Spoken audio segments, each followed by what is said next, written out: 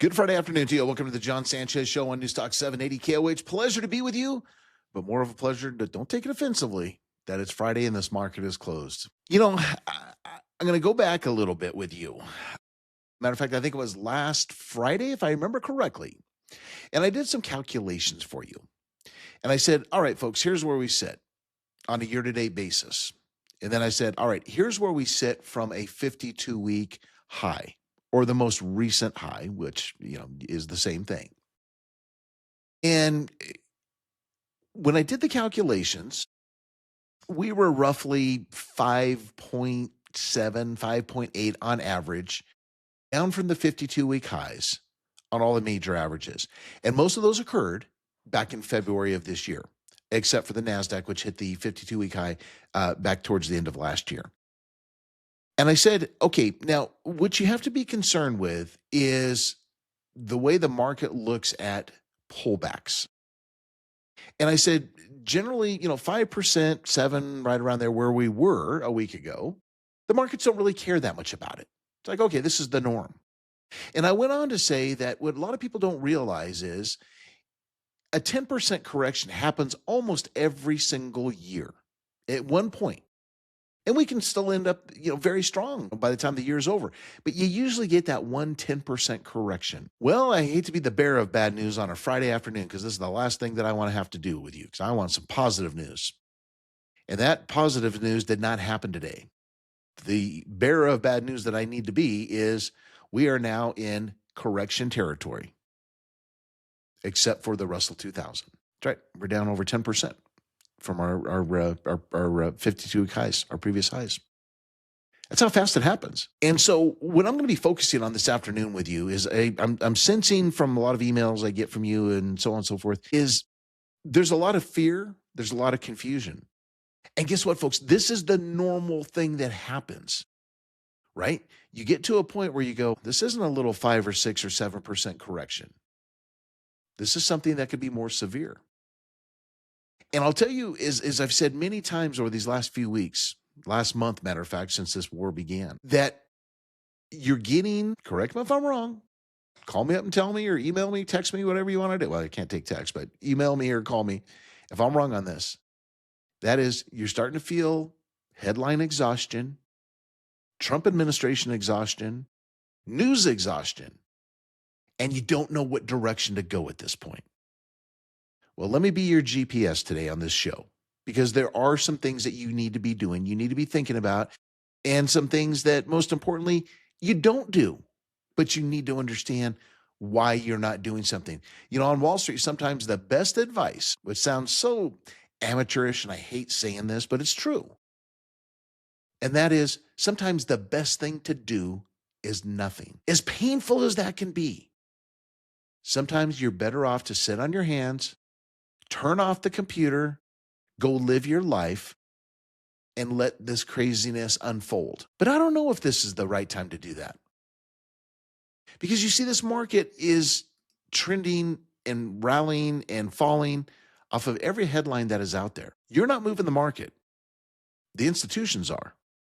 And they're moving the market on every move of oil, up or down, on every Trump social post, on every headline that comes out of a news service, out of news that comes out of Iran or Pakistan or anybody else that's acting as mediators. And everyone's just trying to sit back and go, what does this really mean? I think one of the most frustrating things about this market time period that we find ourselves in, there's not a lot you can do, right? There's so much that is out of control. It's not like we're experiencing a big run up in interest rates or a massive fall in real estate prices or high unemployment or rapidly increasing inflation. None of the normal things. This is one of those, you've heard me say this term many, many times over the years. This is one of those black swan events that no one could predict.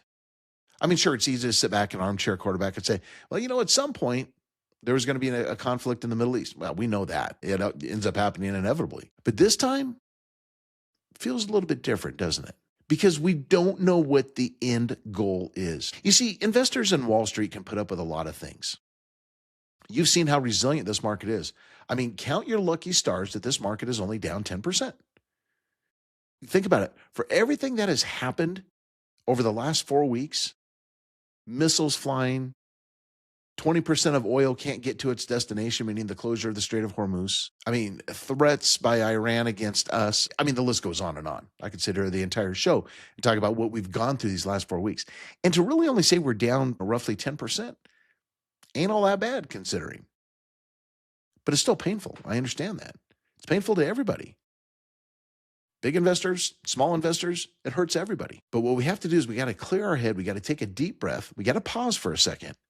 And we got to sit back and say, what really is going on? As I always like to say on Friday, my job for you on every Friday is this: analyzing and deciphering and answering what is the market telling us right now. So is this a panic time or is this an opportunity time?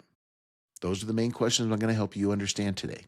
But if you can tell kind of by my sanguine voice and attitude, it's an exhausting time period for everybody. I've said so many times over these last couple of weeks, I said it just to the boys yesterday on the real estate show. I said, look, this is one of the frustrating things when you're managing money. What you think should drive the markets higher, the market many times during this conflict has gone lower, and vice versa. Well, today we kind of had a perfect storm come together. And to be honest with you, the markets reacted the way that they should react. We had a big uptick in oil prices, and we had a big downturn in the stock market. That's pretty obvious. But we've had a lot of days on a positive note that hasn't happened. And that's where you've heard me say, I've scratched my head today. It didn't make any sense.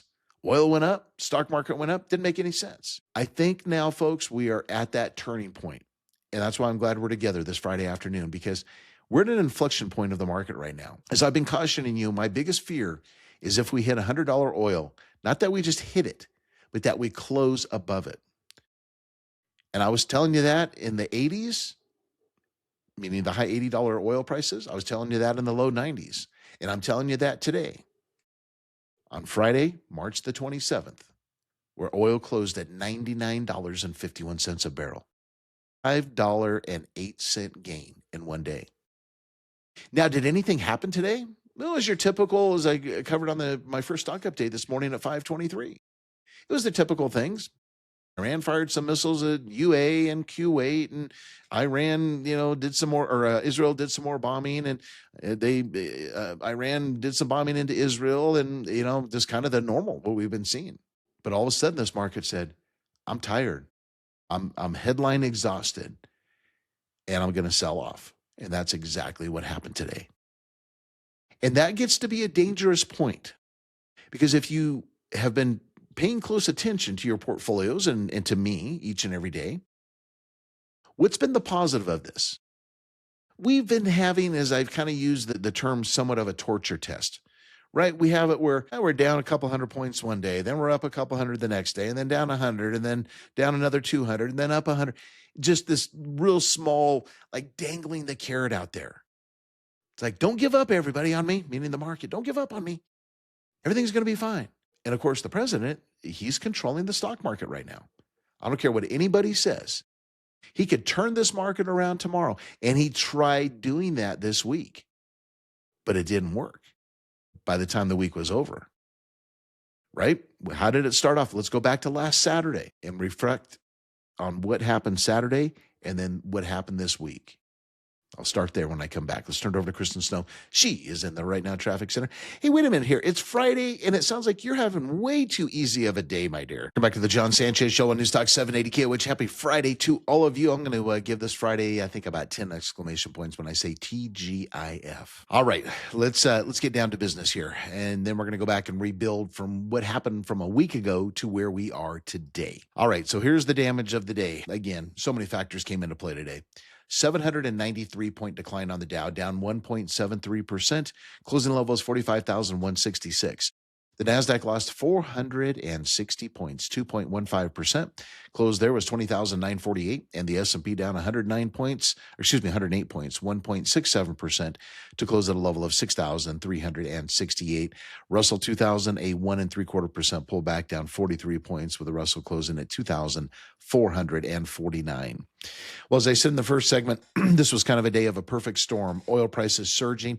Didn't happen all at once. It was a slow, steady increase throughout the day. And again, just an inverse chart pattern of the market going down, oil prices going up. $5.08 rise on oil, $99.51, as I said. Gold rallying $113.90, 4,492.80. Now, here is the bright spot. The bond market, it's kind of starting to get back to normal. I mentioned that a few times this week, where days where the market's getting a little bit nervous. You're seeing the money coming into the bond market, yields coming down. We didn't have that in the first few weeks of the conflict, as I've mentioned many times, simply because bond traders did not want to hold on to bonds for fear of inflation. Why all of a sudden they are now? That tells me, again, I'm back to my exhaustion theme. People are just looking for a safe haven right now. Forget about inflation for a moment. They just want to protect their money. And I'm talking on the institutional side. So what do we do on the bond market? 2 basis point increase on the 10-year Treasury yield, 4%. Now, this wasn't bad. It was only up 5 basis points for the week. And remember, there's 100 basis points and 1%. So that wasn't much of a move whatsoever compared to the last couple of weeks that we've experienced. So there's a little bit of a bright side there that, again, we're not seeing much panic going on over into the bond market side of things. So now I want to go back, I want you to keep thinking as I go through rebuilding what we went through this week, and then trying to outline again some ideas and strategies for you as you go into the weekend. Let's go back and let's keep this theme in mind: investor exhaustion, headline exhaustion. Everybody is just flat out tired, right? We're trading off of headlines, which is not the way anybody wants to do it. You reach a point, which I'm going to explain here in a moment, where the headlines fail to generate any type of a market gain. We saw it this week a couple times with the president and some of his strategies, I guess you could call it. Market rallied on the news, and then we don't have any news. And what happens? The market goes down like today. I didn't hear anything from the president today. Nothing. And here's a prime example of what happened to the market. So let's go back to a week ago. So we go back to last Saturday. Last Saturday, we were contemplating missiles firing into Iran, hitting, obviously purposely targeting the infrastructure, the power plants, the desalinization plants, you name it, anything infrastructure-wise. It got called off on Saturday because, the president that I've seen has not admitted this, but many people around him are saying this. He was getting a lot of pressure from around the world. He was also getting pressure from his own advisors who said, look at Mr. President, this could go down as a war crime, right? There's some written rules that countries are supposed to follow. I know that sounds crazy when it comes to war. Obviously, torturing people is not one of is one of those, and many, many others. But when it comes to infrastructure, those are supposed to be off limits, right? Offenses are supposed to do whatever they can to avoid hitting oil refineries, to avoid hitting power plants, and over there, desalinization plants, and things that keep a human being alive, essentially. So many told the president, towards the end of last week, look at you, and frankly, some of your military leaders, you could be, going down for war crimes. Now, again, Trump never said anything about that. I don't think he ever would. But that was, I think, one of the factors that he had to deal with when he decided to give Iran another 5 days. So those 5 days, of course, should have been up today. However, this week was the week of what he's calling negotiations. Iran is saying, no, these aren't negotiations. So we go back a couple of days ago. This is when the market rallied. What did Trump do? He sent out a 15-point plan to Pakistan, who was to deliver it to Iran, and say, these are the things that we want. Pakistan said, we'll take a look at it, but we're in no hurry. I'm sorry, Iran said, we'll take a look at it, we're not in any hurry. The next day, meaning yesterday, Iran comes back with their 5 items. And as I read them on the show that day, I think it was Wednesday. Yeah, it was Wednesday, excuse me, not yesterday. When I read them on the show, it was almost laughable. If you get a chance over the weekend, I don't have a chance to go through them today, but if you get a chance this weekend, just Google that, Iran's 5, wishes, I guess you can call it. Again, they get to, permanently control the Strait of Hormuz is one that I remember. Another one that I remember is we have to pay for all the repairs that we have caused for this war. They would be recognized as this and that. And I know one that stood out in my mind also was we never could go to war with them again. We never could attack them. Well, you never heard the Trump administration come back and say, that's ridiculous. Why? Because that's part of negotiations. So the thought on the street today, or this week, was, all right, like everything in negotiations, you ask for the world and you know you're not going to get it, but you're going to reach somewhere in between. And I think that's what kept the market alive a bit this week, except for today, because again, we haven't heard anything in the last 24 to 48 hours on any negotiations. Like I said, these market participants are exhausted. They need something to look forward to, and they didn't get it today. So we asked for 15 items. Iran essentially said, nope, and we're not really, that big of a hurry to negotiate. They came back with 5. We haven't said any comments, at least that I've seen, but I'm sure, if a non-military person like myself and you could look at them and go, these are non-starter. These aren't even things that could get you to the negotiation table. Then who's to say what's going to happen there? So we had that carrot dangled this week on the hopes that was going to happen. Some type of negotiations fell apart. Now we find ourselves going into the weekend. Once again, everybody gets nervous on the weekend. At this time last week, I shared with you, 2,500 82nd Airborne Army Rangers heading that way, heading towards there. They were on an amphibious ship. Well, then we learned earlier in the week that number bumped up to 5,000. Yesterday, and essentially the military, the Pentagon, the Trump administration, no one's confirming this, but all the news sources are saying 10,000 troops are headed that direction. So the thought process is now, again, another item that is weighing on the market is, okay, White House has said, yep, President Trump leaves his options open. Doesn't mean we're going to utilize 10,000 troops on the ground, but his options are open. Wall Street looks at it and goes, well, now wait a minute here. Here we are 4 weeks into this conflict. We don't have the Strait of Hormuz open. Few ships are getting through here and there. They did turn back 2 China oil tankers today, though. They turned around and said, nope, you're not coming through the Strait of Hormuz, which is kind of bizarre. No one can figure that one out. So essentially, there's just no traffic still. And then you say, okay, so what could 10,000 troops be used for? Well, the first thought process is Karg Island.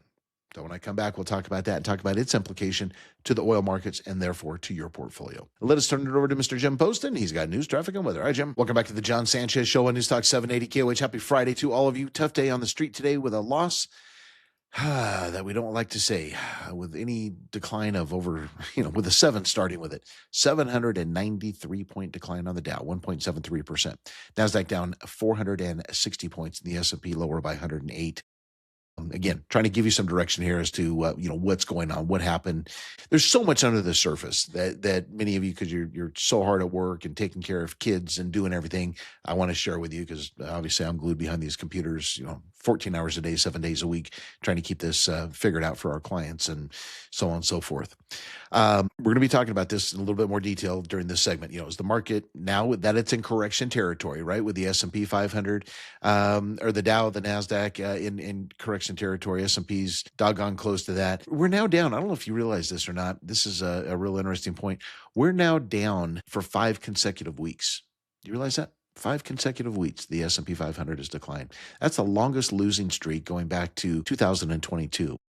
Now, with the surge in oil prices today, again, up $5.08, $99.51 a barrel. Did a little stat check on that one, too.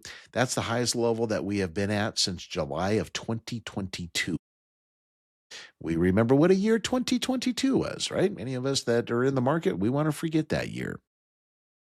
So, like I said, we've got correction, again, which is defined as a 10% pullback from the recent highs. So correction in the Dow, correction in the NASDAQ, S&P getting pretty close to it. We got oil, touching that $100 mark, which is where we do not want to be.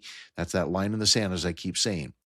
Now, I want to go real quickly back to the negotiations, because I was able to dig up the demands that I was haphazardly joking about a couple segments ago, because this was what this week was about, right? It was about negotiations, right? That's why the street was pretty optimistic going into the weeks. Back to I never finished my thoughts. Again, missiles were supposed to fly against the infrastructure on Saturday. Trump postponed it, so we're going to give you another 5 days, because negotiations are going really well, is what he said. So then we fast forward a couple days into the week, we send a 15-point plan to Iran. Iran laughs at it. They come back with their 5-point plan. So let me stop there, then I'll finish out the rest of the week. So here's what the Iran's 5 demands to end the war are.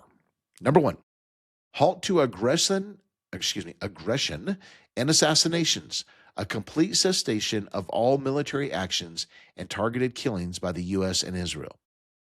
Okay, well, we know that's not going to happen. Number 2, guarantees against future conflicts, establishment of concrete binding mechanisms to ensure the war is not reimposed or repeated.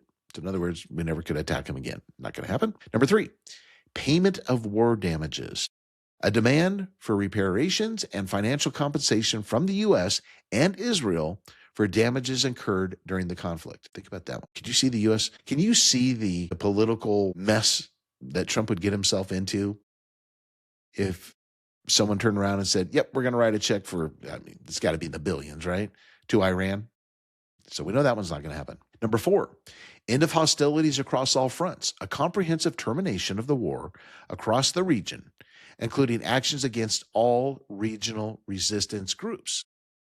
Now, that's the one I forgot to mention when I was trying to just remember these 5 points. So, you got all their buddies, the Houthis, and all the different cells and things around the world.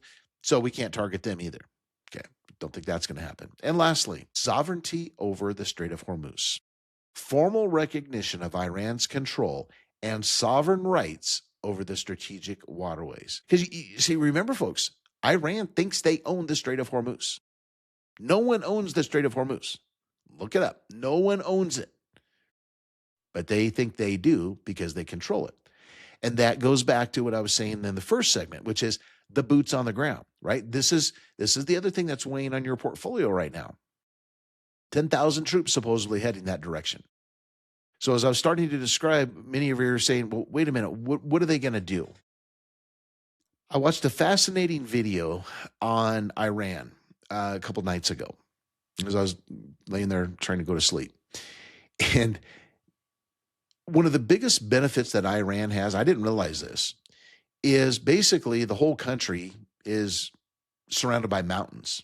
So it makes it very, very difficult for military troops, of course, to just go right in there. I mean, you literally would have to, I don't know how, I mean, if you got into Tehran or, any of the major cities, I don't know how they do it. Obviously, they'd have to come in through another country or something, but it's a very, very tough terrain.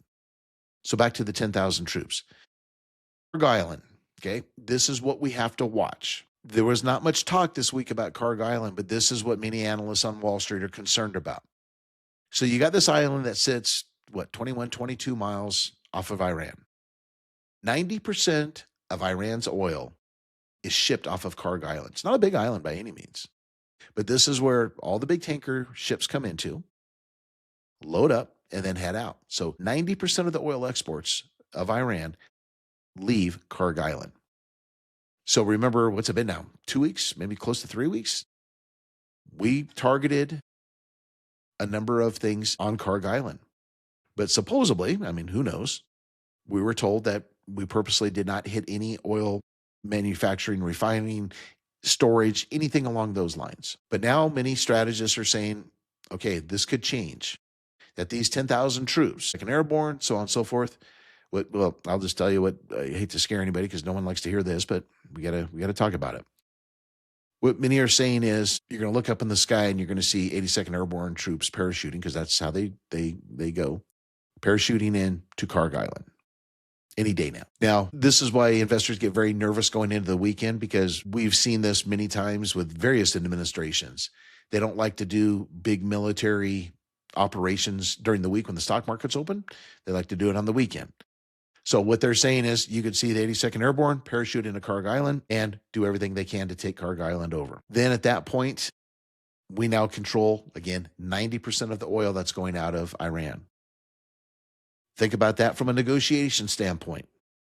Now who's going to control the Strait of Hormuz? Who cares about the Strait of Hormuz if 90% of the oil is under our control? And so we find that to be a very probable situation. That's where many of the troops would go. Another vast majority, another theory is you would start to position the troops along the coastline of the Strait of Hormuz, where the bottleneck is. I'm sure many of you have seen the map, right? So you can picture kind of, you go from bottom left open ocean, you come up through, through the strait, and then you got to make a big left turn. And that's where all the missile firing usually occurs because it's only like 21 miles long, or I'm sorry, wide.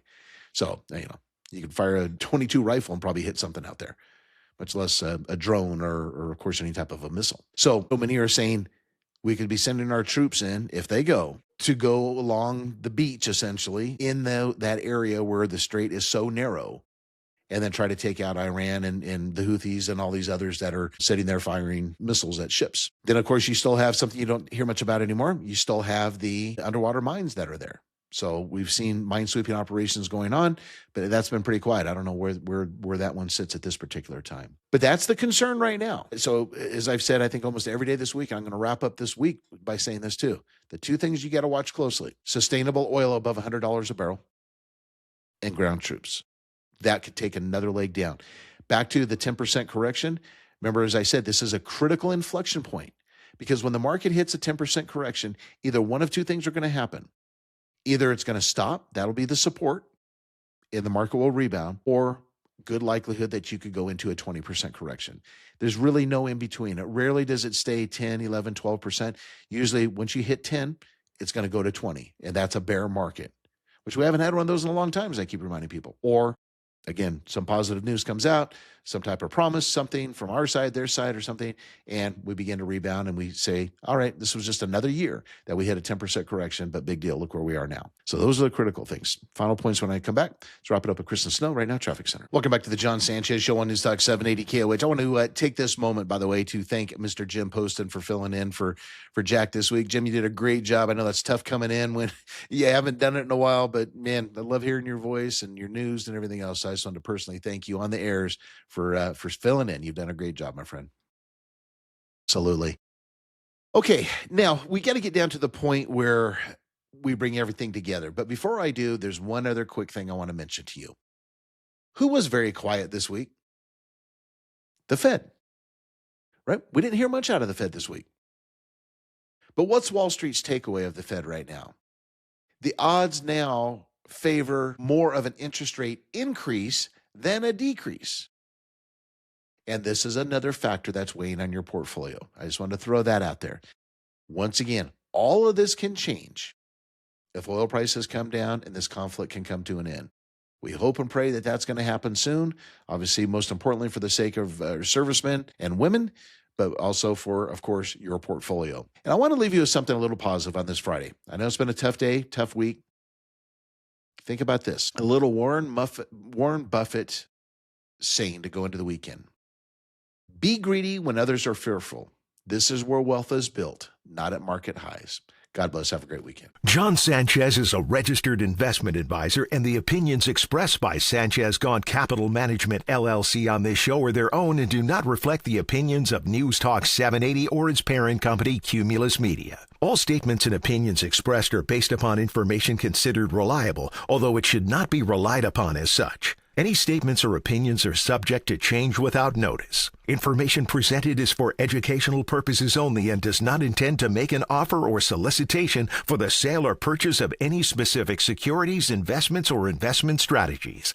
Investments involve risk and, unless otherwise stated, are not guaranteed. Information expressed does not take into account your specific situation or objectives and is not intended as recommendations appropriate for any individual. Listeners are encouraged to seek advice from a qualified tax, legal, or investment advisor to determine whether any information presented may be suitable for their specific situation. Past performance is not indicative of future performance.